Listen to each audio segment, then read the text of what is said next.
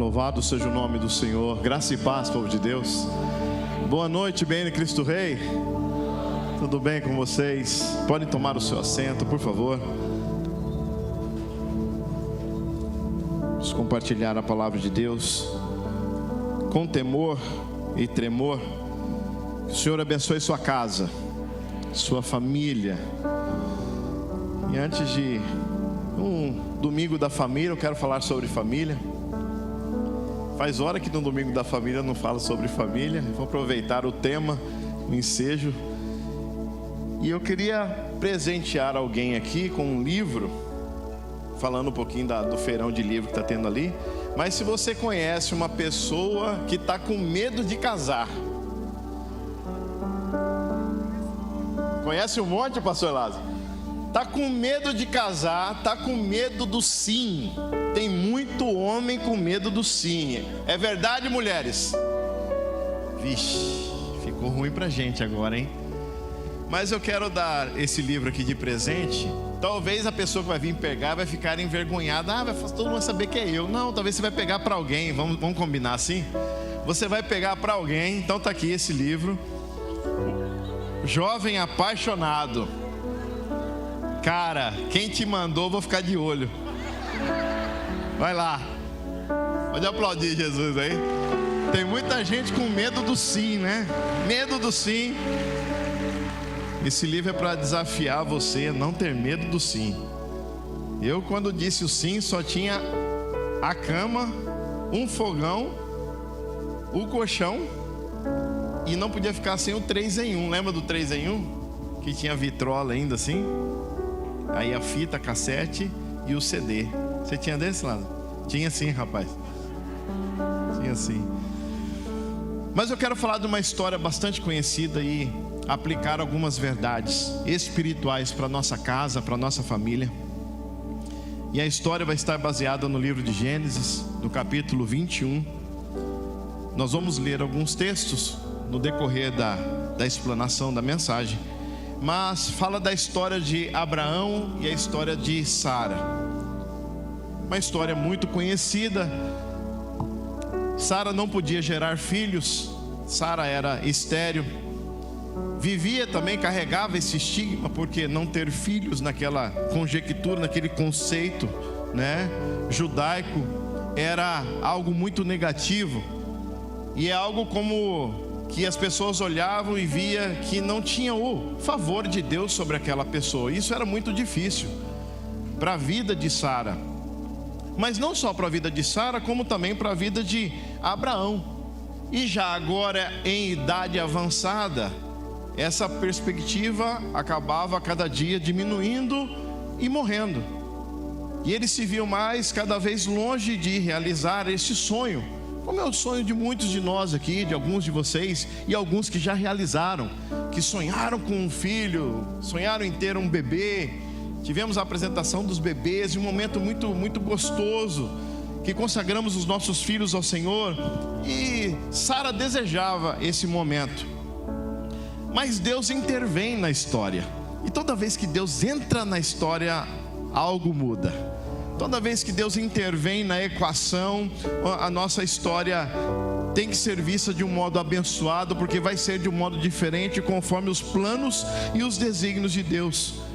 E aí Deus promete, Deus faz uma promessa para Abraão, e Deus faz uma promessa para Sara, que eles vão ter aquele filho que eles tanto esperam. O filho da promessa, Isaac. Isaac iria chegar no momento certo, no tempo certo. Deus fala com eles. Sara não acredita muito. Sara ri, né, dizendo que, puxa, em idade tão avançada. Aí ela dá uma olhada para o Abraão de cima e embaixo e fala assim: mas Deus, o senhor deve estar brincando comigo, porque não vai ser possível. Aí o Senhor fala: haverá coisa demasiadamente difícil para mim? O nosso Deus pode todas as coisas. O nosso Deus pode fazer com que a estéril habite em lugar de muitos filhos. O nosso Deus é um Deus que realiza sonhos. E o nosso Deus é um Deus que cumpre promessas. E agora, no cumprimento dessa promessa, E eles agora agarram esse filho, abraçam esse filho, mas eles têm que viver também com o outro lado da história. Tem um meio filho, aí um filho bastardo no meio, porque Abraão se adianta com Sara nos propósitos divinos. Sara então oferece a sua escrava, oferece Agar, porque ela não consegue esperar esse cumprimento da promessa. Abraão tem um filho com a serva, e esse filho se chama Ismael. E se adiantam no propósito e na resposta do Senhor com respeito a uma promessa que Deus tinha feito para aquele casal. Com tudo isso, nós vamos ver uma briga depois de dois povos até o dia de hoje, por causa da descendência de Ismael e a descendência de Isaac. Isaac era o filho da promessa. Agora eles têm esse filho, mas há também, por causa do outro filho que veio antes, uma disputa, uma rixa, uma briga. E Sara começa a ficar um pouco descontente com Agar, ou da forma que ela via Agar, e da forma que Agar talvez a tratava, esnobando ela, porque ela não podia gerar. E aquilo foi incomodando Agar, aquilo foi definhando Agar, aquilo foi trazendo amargura, no coração de Sara, foi trazendo amargura no coração de Sara. E Sara chega um momento que chama Abraão e fala: não dá para essa mulher ficar aqui, manda ela ir embora juntamente com esse filho, porque esse menino não vai herdar. E a gente vai ler Gênesis capítulo 21, a partir do verso 10. Olha o que diz a palavra de Deus. Disse a Abraão, isso é Sara falando para ele: rejeita essa escrava e seu filho, porque o filho dessa escrava não será herdeiro com Isaque, meu filho. E a gente começa a olhar para um texto desse e começa a se projetar no dia a dia dessa família. Irmãos, não era nada fácil. E não era fácil, não queria estar eu na pele de Sara e nem de Abraão para tomar uma decisão como essa. Uma mulher que agora serviu ao propósito daquele casal, deu um filho para aquele casal. Agora aquela mulher sem honra, agora aquela mulher com tanta vergonha, sendo agora mandada embora. Não sei qual a política que Abraão resolveu essa situação, mas ele obedece a Sara. Ele fica um pouco indeciso, mas Deus confirma essa palavra para ele. Fala assim: atende ao pedido de Sara, atende ao pedido dela, porque quem vai herdar é Isaque. A promessa que eu tenho com você é com Isaque. Mas agora Agar não serve para mais nada, a não ser para ser rechaçada, reprovada, ridicularizada, sendo mandada embora agora com o seu filho. Aí eu vou pular lá para o verso 14, 21, 14 de Gênesis. Olha o que vai dizer: levantou-se, pois, Abraão de madrugada, tomou o pão e um odre de água. Vai prestando atenção nos detalhes do texto. Pô-los às costas de Agar, deu-lhe o menino e a despediu. Ela saiu andando errante pelo deserto de Berseba. Você olha para o texto, Abraão, um homem de muitas posses. Abraão, um homem abastado, um homem rico. E você olha ele mandando embora agora Agar só com um pão e uma vasilha de água. Você não vê ali, poxa, Abraão com tudo que tinha, por que não mandou uns 3 camelos juntos, cheio de provisão para Agar no deserto, no caminho errante pelo deserto? Porque não mandou alguns outros servos a acompanharem, porque seria uma jornada difícil, não seria fácil. E você olha para o texto, simplesmente passa o olho assim pela história e começa a perceber: puxa, só pão e água. E às vezes ficamos com algumas dúvidas com respeito ao texto. Sendo um homem tão rico, por que não proveu mais? Por que não amenizou essa carga de Agar? Por que não amenizou? Por que despedi-la assim? E Agar então se sente perdida, com um filho nas costas, com uma responsabilidade de ainda terminar de criar aquele menino com todas as responsabilidades que um pai e uma mãe devem ter. E tem gente se sentindo assim na vida, tem gente se sentindo assim na família, até participa dos cultos, vem à igreja, faz campanha, vê outros falando de sonhos e falando das promessas de Deus, e Deus cumprindo os sonhos e até conquistando. Mas e eu, pastor? Meu sonho vai acabar desse jeito? E a gente começa a questionar as coisas que acontecem na nossa vida. Tem pais aqui, quem sabe, trabalhando 2, 3 turnos para sustentar a casa e prover na vida da família. E eu acho que Agar olha para Ismael e não consegue projetar nada para a vida deles. O que vamos fazer, filho? Não temos nada, não temos perspectiva de nada. Uma escrava sendo mandada embora daquele jeito, que perspectiva ela teria de vida naquele contexto? Nenhum. Ela está desiludida, ela está decepcionada. Quantos de nós aqui como família temos pensado: pastor, não consigo planejar nada para minha casa, não consigo planejar nada aqui em família. E eu tenho dito outras vezes que, irmãos, a palavra amor para os nossos filhos se soletra assim: T-E-M-P-O. E às vezes queremos substituir esse verdadeiro amor, que é a presença, que é a dedicação, por tantas outras coisas. E vale ressaltar nos últimos dias, nos dias atuais, como temos sido mestres em fazer essas amargas substituições. Não temos dado o verdadeiro amor que os filhos necessitam, merecem. Agar olhou para esse cenário. E quem sabe, como você está falando: pastor, eu até queria dar tempo, eu queria jogar futebol mais com meus filhos, soltar pipa, não sei quem lembra da bolita, para outros é bola de gude, pescar, mas não consigo. Quem sabe essa palavra para nós hoje, que está percebendo que a vida está passando, e os momentos preciosos com a sua casa, e os momentos preciosos com os seus filhos, está escapando entre os seus dedos. Quem sabe você olha agora, já é um adolescente. Quem sabe você olha agora, já passou dos 18. Para alguns aqui, no meu caso, já passou dos 24. O Gabriel está com 14. Quem sabe você olha para ele agora e fala: nossa, esses dias estava nos meus braços, agora está fazendo 5. E você vê que não está desfrutando. Eram pequenos e agora já são grandes. E você pensa: tenho perdido esses tempos, e tenho substituído esses tempos com tantas coisas.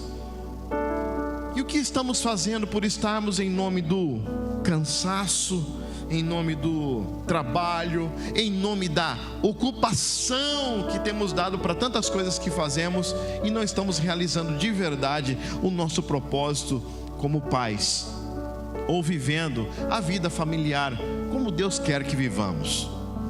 E aí vai Agar, caminhando errante no deserto de Berseba, junto com Ismael. E o verso 15, que é o próximo, vai dizer assim: tendo-se acabado a água do odre, colocou ela o menino debaixo de um dos arbustos. Imagino a angústia agora de Agar.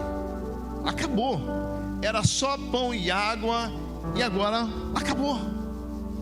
Ela coloca o menino agora debaixo de um arbusto, uma angústia, porque era pouca a comida que tinha. Sabia que não iriam sobreviver por tanto tempo, porque estavam onde? No deserto. Ela então deixa o menino debaixo dos arbustos. E nós como pais, eu quero fazer diretamente a aplicação do texto. E nós como pais, muitas vezes, por estarmos vivendo dias assim, de escassez, cansados, sobrecarregados, esgotados, de alguma maneira ou por alguma razão, o trabalho, o estresse, te separa do teu bem mais precioso. E você começa então a deixar também os seus filhos debaixo de arbustos. Talvez outro motivo seria o abandono também. Não é só escassez, não é só trabalho, não é só cansaço, mas o abandono inconsciente ou consciente da sua missão como pai. Sua letargia, sua comodidade, o seu abandono do papel como protetor, como guardião da sua casa. Você tem colocado os filhos debaixo de arbustos, e tem um monte de pais aqui hoje que estão jogando os filhos debaixo de vários arbustos. O arbusto da TV, dos videogames, dos celulares, dos colégios, arbustos de quartos solitários de crianças que passam a vida escondidas dos pais, estressados. Muitos arbustos modernos nós temos no dia de hoje, muitos. E tem um monte de filho órfão dentro de casa. Arbustos das redes sociais. E não é que muitas vezes falta amor, ou às vezes não é só negligência. É que muitos de nós também talvez estamos cansados por estarmos andando no deserto da vida. Pastor, eu até tenho essa intenção, mas eu não sei como fazer, e sinto que isso está escapando dos dedos, e tenho consciência disso, que estou perdendo esse tempo, que não estou sendo o pai que deveria ser, não estou sendo a mãe que deveria ser. Tenho consciência disso, mas não sei o que fazer. Não podemos simplesmente jogá-los debaixo de um arbusto e achar que eles vão de alguma forma saciar a sede que estão enfrentando. E um dos grandes problemas das famílias, e até das famílias cristãs, das igrejas, isso não é só uma crítica, mas é uma autocrítica. Porque o que me dá autoridade para falar é que a gente pastoreia o quê? Famílias. Pastoreamos famílias, convivemos com crianças, falamos e conversamos com os pais, com professores de crianças, e sabemos onde estão esses problemas. Damos algumas sombras de alguns arbustos aos nossos jovens, aos nossos filhos, mas não saciamos a sede que eles estão sentindo, a fome que eles estão enfrentando, do amor, da atenção, do relacionamento, da vida com Deus, de experiências com Deus. Não estamos como pais saciando essa sede, essa fome. Há centenas de programas para entretenimento de crianças, de adolescentes, de jovens. Isso não é pecado, isso é bom, isso é maravilhoso, está bem fazer isso. Mas se nós como pais não lhes dermos de beber e de comer a comida que eles realmente necessitam, se nós não saciarmos a sede dessa geração, então nós corremos um sério risco de a perdermos. Como o povo lá no tempo dos juízes, a Bíblia diz que se levantou uma geração que não conhecia o Deus de seus pais. Misericórdia. Se levantou uma geração que não conhecia o Deus de Abraão, o Deus de Isaac, o Deus de Jacó. Negligência, falta de compromisso. Perderemos nossos filhos se não saciarmos essa fome e essa sede que eles têm. Essas crianças entretidas debaixo desses arbustos. Ah, pastor, mas não falta nada, eu dou tudo que eles querem, tudo que eu nunca tive na vida. Não é isso. Não é isso que eles precisam. Os arbustos podem até dar um pouco de sombra contra o sol, mas não lhe darão alimento de verdade, não lhe darão o que eles realmente necessitam. Conhecemos pais que trazem os seus filhos para a igreja como se fosse uma receita mágica. Larga o filho aí. Trazer seu filho à força para dentro da igreja não vai fazer com que ele se converta, ou que atenda essa sua expectativa de pelo menos estar fazendo alguma coisa boa, se nem seu exemplo ele tem. pastor, ore pelo meu filho, ore por ele, deve ter algum demônio nele, pastor. Não, às vezes não se trata de demônio, às vezes não se trata disso, às vezes não tem demônio nenhum. Às vezes seus filhos precisam ser ministrados por seus pais que estão cada vez mais distantes. Em nome da conquista, em nome do materialismo, em nome de conseguir as coisas, estamos perdendo os nossos filhos. E às vezes queremos ensinar como pastores, como líderes, que eu não sou o pastor que muitas vezes deva orar e ministrar sobre a vida do seu filho. Fazemos isso e fazemos com prazer, e toda vez que você pedir para orar, o faremos também. Mas queremos que você entenda que a responsabilidade é sua, pai e mãe, de ministrar sobre a vida do seu filho. Não é responsabilidade de pastores, de professores de igreja. Ainda que vamos fazer, ainda que vamos ajudar você nessa jornada e nessa caminhada, mas você tem a responsabilidade e você tem a unção de Deus para fazê-lo.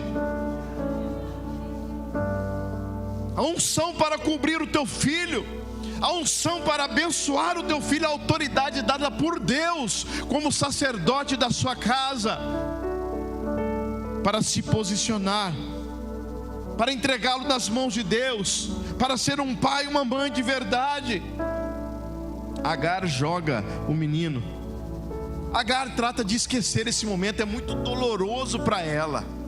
E o texto diz que ela vai esconder, deixa o menino debaixo desse arbusto. E o problema com muitos pais não são finanças, muitas vezes, porque os que têm mais recursos também abandonam seus filhos debaixo de outros arbustos.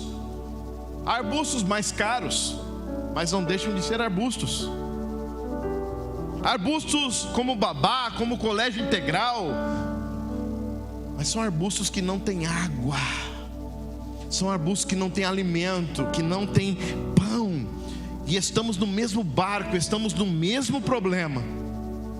Verso 15 diz que acabou a água do odre. E o verso 16 vai dizer o seguinte: e afastando-se, foi sentar-se defronte, à distância de um tiro de arco, porque dizia: assim não verei morrer o menino. E sentando-se em frente dele, levantou a voz e chorou. É algo triste de ver na história, mas eu quero chamar a atenção também dos pais, porque há uma síndrome que nós estamos vivendo, que nós podemos chamar de a síndrome do avestruz.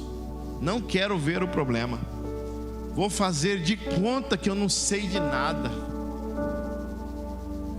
deixa a igreja resolver isso para mim. Pais enfrentando a síndrome do avestruz, porque não vendo que esse problema então desapareça. Eu não participando também, não tenho responsabilidade. Tem pais dizendo: eu não quero que aconteça nada com meu filho, pastor. Mas ele diz isso, irmão, como se fosse uma palavra mágica. Não vai acontecer nada, a não ser que você, pai, tome uma decisão agora mesmo. Senão o que você teme pode acontecer. Saia dessa síndrome de avestruz, de não estar percebendo nada. E às vezes está todo mundo falando, e às vezes ele tem aquela frase, né? Será que o pai não está vendo? Será que a mãe não está percebendo? E às vezes perdemos até a amizade por querer chamar a atenção como amigo. Nossa, que isso? É isso? Vai cuidar da sua vida. Síndrome do avestruz. Esconder-se de um problema, irmão, pai, mãe que me ouve, pode ser a incubadora de problemas muito mais graves. Fiquem atentos. Você não pode apenas dizer: eu já decretei, pastor. Já decretou? Pastor, eu já orei, eu já os cobri com o sangue de Jesus. Isso não exime você dos deveres de pai. Só orar e não praticar não exime você dos seus deveres.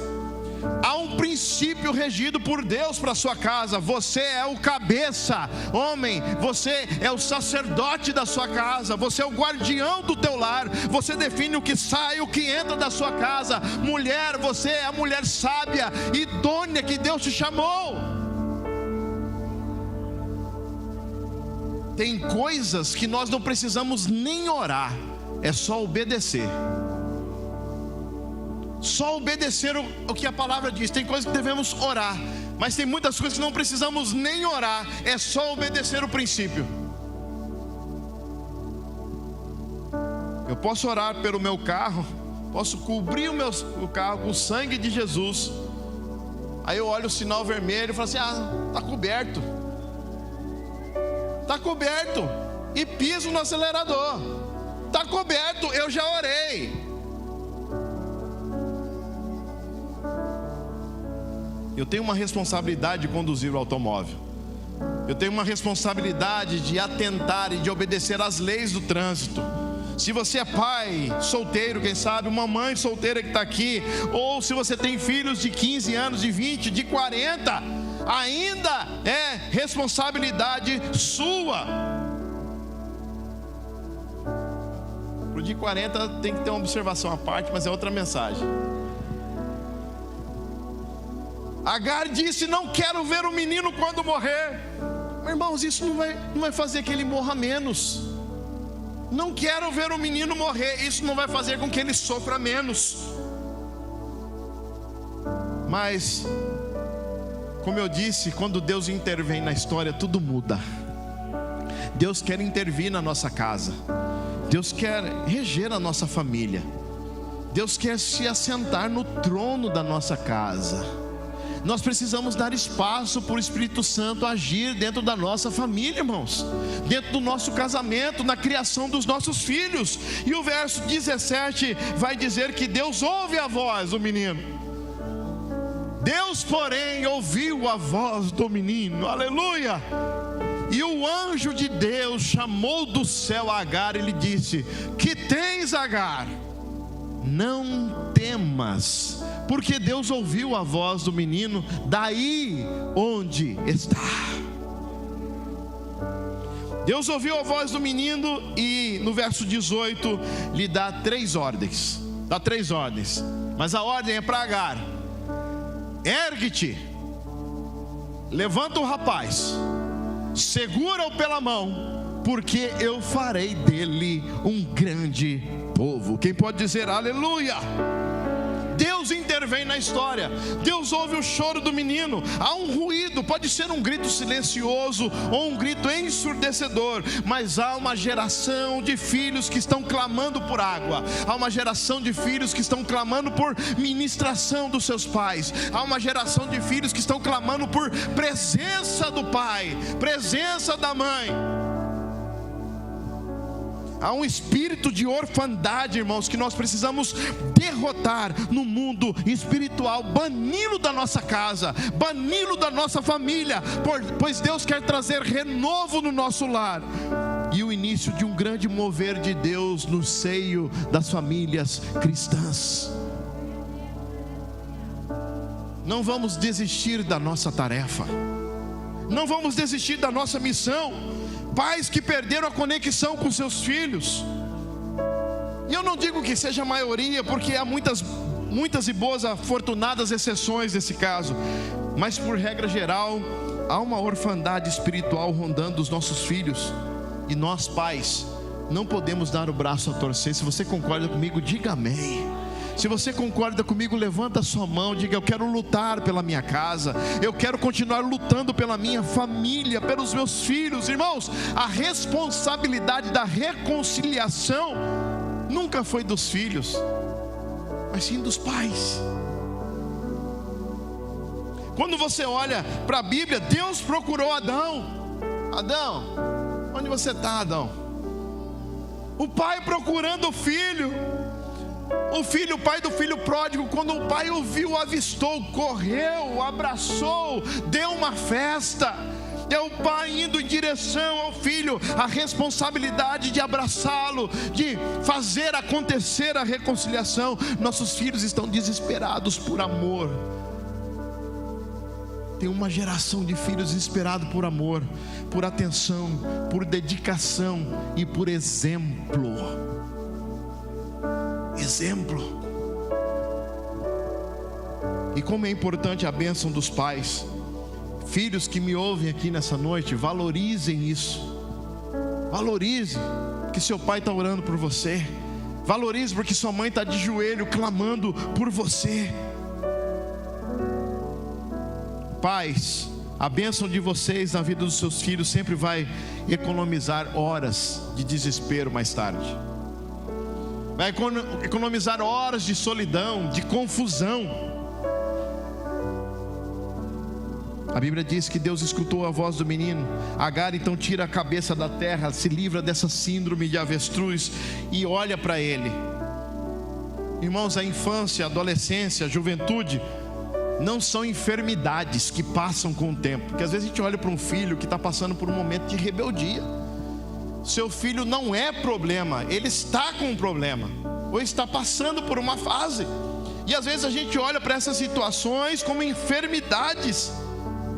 E às vezes as nossas crianças, nossos filhos são muito sinceros e são muito pouco hipócritas no que dizem e no que pensam. Os adultos são mais hipócritas do que as crianças. Sabia disso?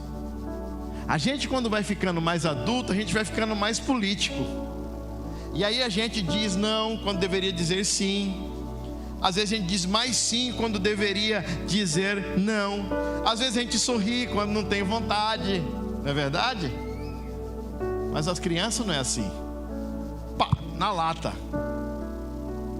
Meu pai trouxe uma visita em casa. Estava todo mundo almoçando. A gente é da Pastor Dinho, daquela época que a gente comia depois da visita. Se não tinha lugar na mesa, esperava, que tinha uma visita ilustre na casa. E eu esperando, ó. Minha vez. Irmãos, eu cheguei lá, arrodeei a mesa, parei do lado do visitante ilustre e falei para ele: você não vai deixar para nós não? Acho que tinha uns 4 anos. Imagina a cara do pai, que tinha um bigode assim. Quando eu torci o bigode assim, eu falei assim: a chapa vai esquentar agora. Agora são sinceros. E eles estão gritando e nós estamos percebendo. E eles estão falando. Às vezes são gritos ensurdecedores, mas são gritos também silenciosos. Como se comportam, como estão reagindo dentro de casa. Porque não estão sendo ministrados, não estão recebendo água, não estão recebendo pão em casa. Estão enfraquecidos, estão no deserto, estão penando. Tem uma geração desesperada por uma palavra clara. Filhos que com certeza gostariam de ter mais a presença dos seus pais, mais exemplo dos seus pais, mais conselho do pai.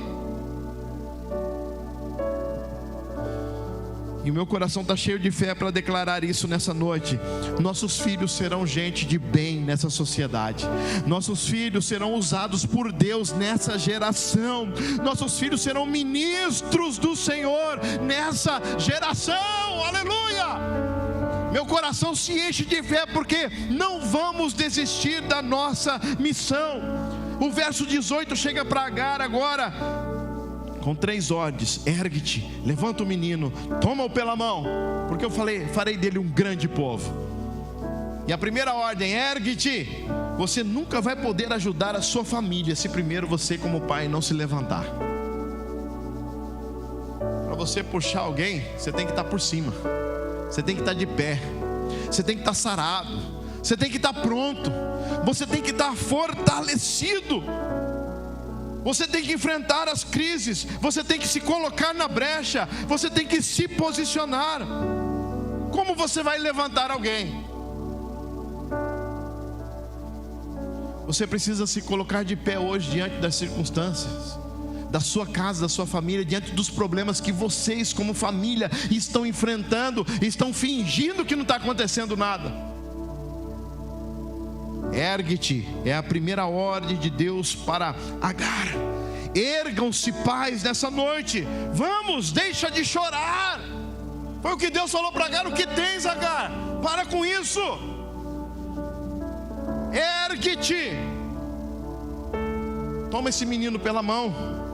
Levanta o menino e toma-o pela mão. Vou fazer dele um grande povo. Ah, pastor, meu filho se foi. Ah, meu pastor, meu filho entrou num relacionamento perigoso. Ah, meu filho está nas drogas. Ah, meu filho foi até preso, pastor, não sei o que fazer. Deus está dizendo, nós não podemos continuar essa conversa se você não se levantar e se você não se posicionar. Você acredita no Deus de milagres? Você acredita no Deus que restaura todas as coisas? Você acredita no Deus que pode transformar o coração do seu filho e fazer voltá-lo para você e para o Deus que você serve? Esse é o Deus que nós servimos. Mas Deus está esperando uma posição sua como sacerdote, como pai, como mãe. Ergue-te diante dessa situação. Levante-se para fazer a sua parte. E a segunda ordem, levanta o menino. Somos nós, pais, que levantamos nossos filhos. E nós levantamos assim, com exemplo, com dedicação, com apoio, com palavras de ânimo, com palavras de bênção.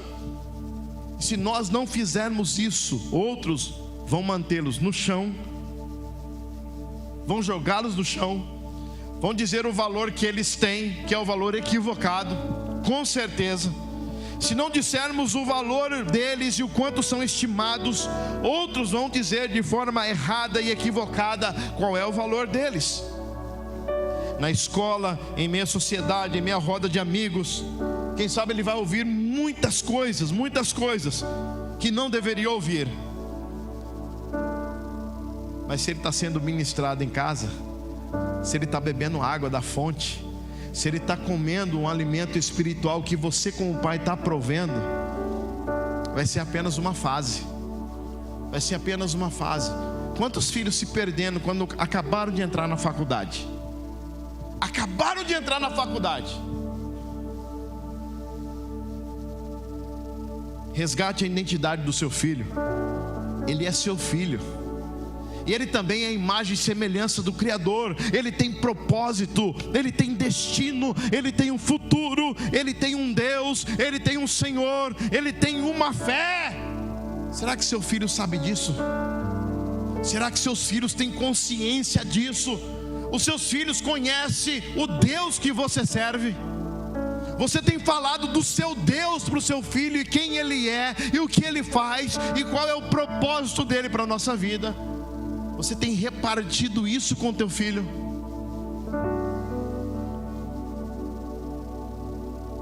Terceira ordem, toma-o pela mão. Contato, aproximação, pertencimento. Talvez você não possa acalmar, irmão, o calor do deserto, mas eles se sentirão seguros com a sua presença.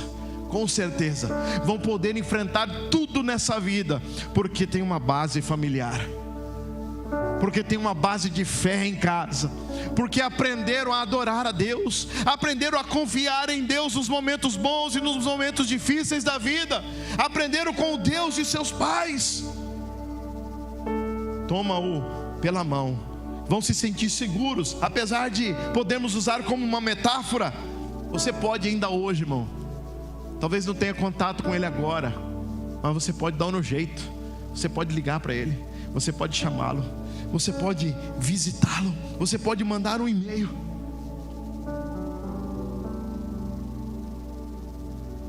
Porque às vezes a gente vai dizer assim: eu não fui criado assim, pastor, eu não tenho negócio de abraçar, falar eu te amo.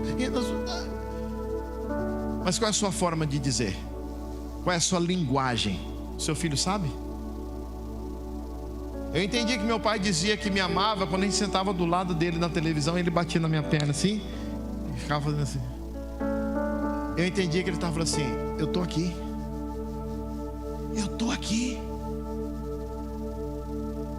E quando eu fui morar a primeira vez fora, primeira experiência fora de casa, e uma das primeiras crises, e das maiores crises da minha vida, ele me ligou, me chamou. Era um orelhão que a gente tinha que sair na rua e atender. O pai está aqui. Quanto tempo teu filho não ouve isso? O pai está aqui com você. A gente está junto. Nós vamos enfrentar juntos essa crise, esse vendaval, essa tempestade. E em nome do rancor, do ódio, da amargura e de tantas outras coisas, isso está escapando entre os seus dedos, o seu propósito, a sua missão. Que um dia você vai ter que prestar contas diante de Deus.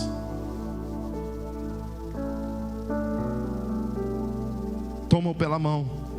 Ainda que possa estar vivendo longe da presença de Deus, ainda que se portem como desobedientes ou como rebeldes hoje, continue abençoando os seus filhos. Sejam essas bênçãos e essas palavras abençoadoras que levantam muros de proteção dentro da sua casa, para que o inimigo não avance, não ocupe terreno. Gênesis 21:19 vai dizer: e abrindo-lhes Deus os olhos, viu ela um poço de água, e indo a ele, encheu de água o odre, e deu de beber ao rapaz.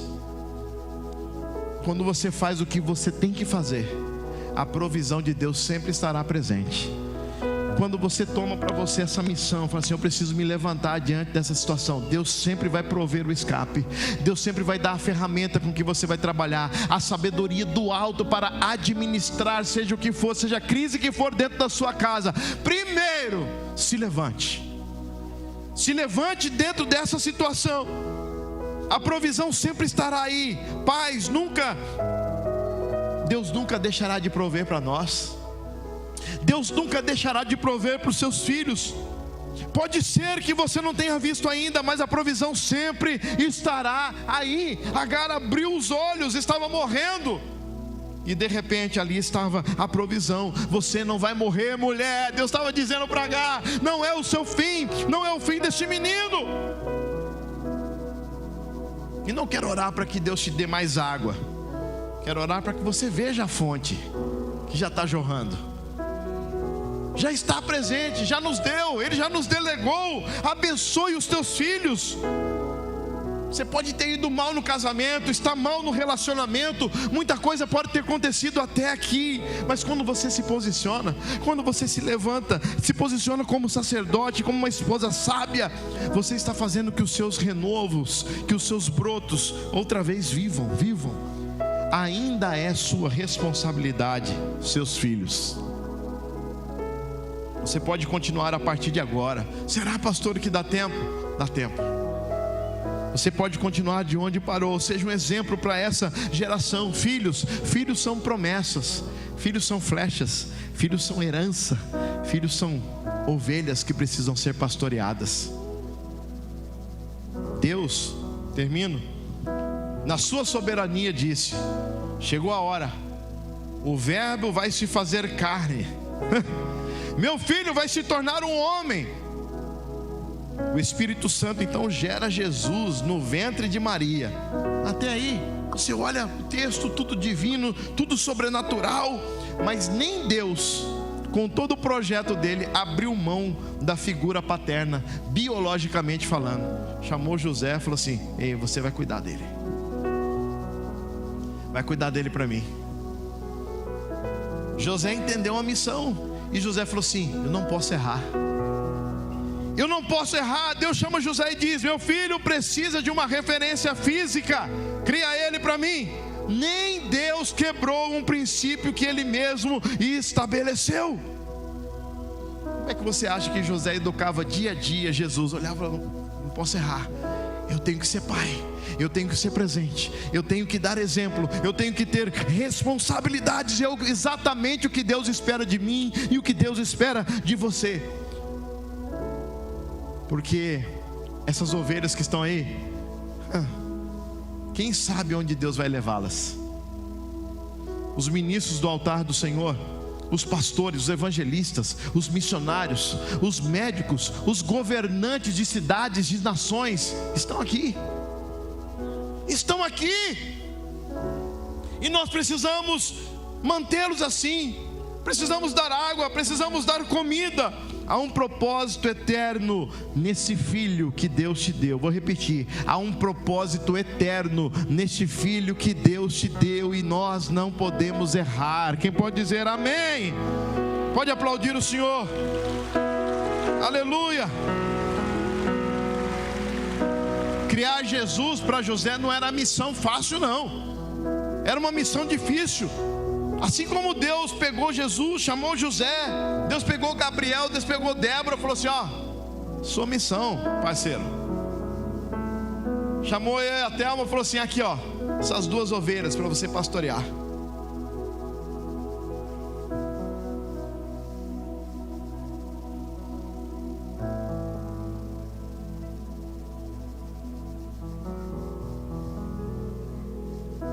Cria eles para mim. Filhos são de Deus, herança do Senhor, presente para você, você ser o mordomo, são de Deus. Olhe para eles como um presente do céu para você, como uma missão que Deus te deu. Ah, pastor, mas qual que é essa missão? Que se pareçam cada vez mais com Jesus. A sua missão é fazer com que esse filho se pareça cada vez mais com Jesus. Esse é o sonho de Deus, em ter uma família cheia de filhos parecidos com Jesus. Ah, pastor, como eles vão ficar mais parecidos com Jesus? Se pareça com Jesus. Pai, mãe, se pareça com Jesus. E você vai imprimir essa imagem no seu filho, através da dedicação, através da responsabilidade, através do exemplo. Se pareça com Jesus, e seus filhos irão reproduzir esse comportamento. Porque tem pai e mãe aqui que parece mais o diabo do que com Jesus. Tem mãe que chama o filho de capetinha. Se pareça com Jesus. Agarre a tua missão. Ergue-te. Ergue-te. Estou falando com a IBN Cristo Rei. Levanta o menino e toma-o pela mão. Quero orar pela nossa casa. Quero orar pela nossa família.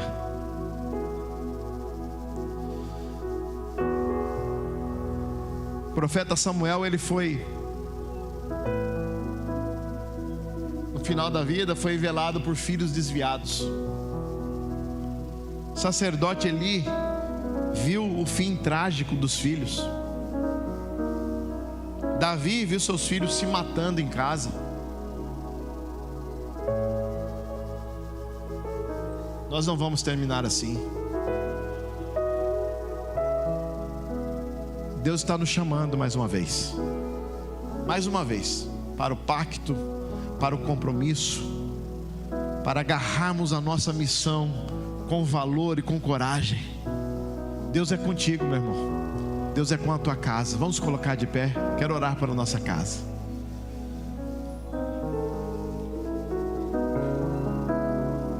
Eu sei que o Espírito Santo está falando com cada coração aqui da maneira que Ele sabe fazer. Agarre a sua missão. Não vamos errar. Com a graça de Deus não vamos errar.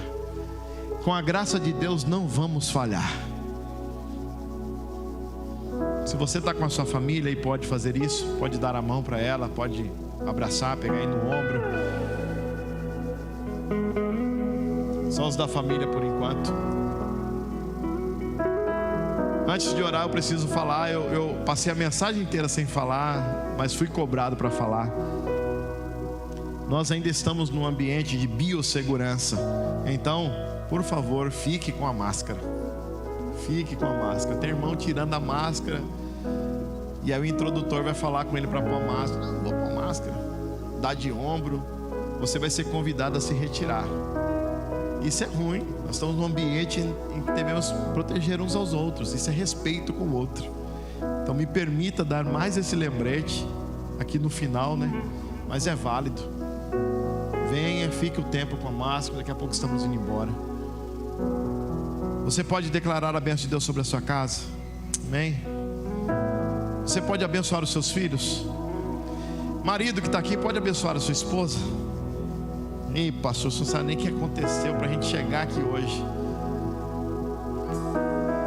Tem um quebrantamento do Espírito Santo aqui nesse lugar, para arrancar tudo isso, desfazer tudo isso, desfazer toda essa corrente do mal, sabe, irmãos? Esse peso que você está vivendo em casa, não tem paz em casa, não tem alegria em casa. Você entra, é pé de guerra, é com o filho, é com a esposa, é com os empregados. Está difícil a situação. Ei, se posicione. Se posicione. Reveja a sua situação dentro de casa. Peça perdão. Releve. Pratique o amor. Como nós podemos orar para Deus nos perdoar assim como nós perdoamos, se nós não estamos perdoando? E assim como vocês querem que os outros os façam, fazei vós também, e não estamos fazendo. Estamos quebrando princípios, quebrando princípios, quebrando princípios, e por eles estamos sendo quebrados, todos os dias quebrados, e não vemos a nossa família prosperar, não vemos alegria em casa, as coisas não rompem. Nessa noite é noite de visita do Espírito Santo no seu coração, na sua casa, dentro do seu lar, lá no seu quarto, na sua cozinha, na sua sala, na sua intimidade. Deus quer restaurar a nossa casa. Nos posicionemos diante do Senhor. Pastor Renato, nos ajude aqui nessa oração, por favor. Você pode começar a orar. É você, sua casa e Deus agora. Pastor Renato vai nos guiar, mas você faça a sua oração, a sua entrega. Se levante, se posicione no mundo espiritual acerca da sua casa. Que Deus abençoe você. Que Deus abençoe essa igreja, no nome de Jesus.